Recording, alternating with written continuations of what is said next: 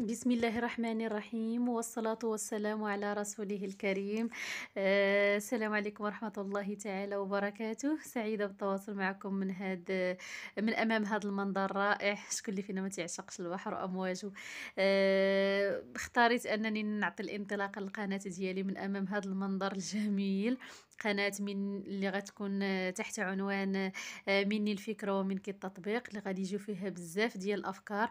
انا غنعطيكم الافكار وانتم طبقوهم، سواء بغيتوهم كهوايات او كمشاريع صغيره اللي نقدروا نديروها من البيت ديالنا من حدا وليداتنا، واللي ما كتكونش غنكون حريصه وشديده الحرص على ان هاد المشاريع تكون يعني ما كطلبش واحد راس المال كبير باش نشجع السيدات على انهم يحققوا ذاتهم، يحققوا الاستقلاليه الماديه ديالهم، يديروا واحد المتنفس اللي يفرغوا فيه ديك الطاقه السلبيه اللي كنتشحنوا بها طيله اليوم مع وليداتنا ولا مع الشقا ولا مع بزاف تاع الحوايج.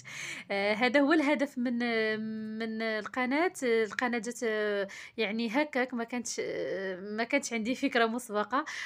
يعني كانت عندي واحد الهوايه، رميت واحد الصوره لقات استحسان واحد السيده وطلبت مني انني ندير ليها نقاد لها بحال هذيك اللوحه، وانا نقول يعني هذه هي الانطلاقه للقناه، وهذه هي الانطلاقه للمشروع، هذه هي الانطلاقه انني نعطي افكار للسيدات حتى هما باش ينوضوا يديروا شي حاجه زوينه من دارهم.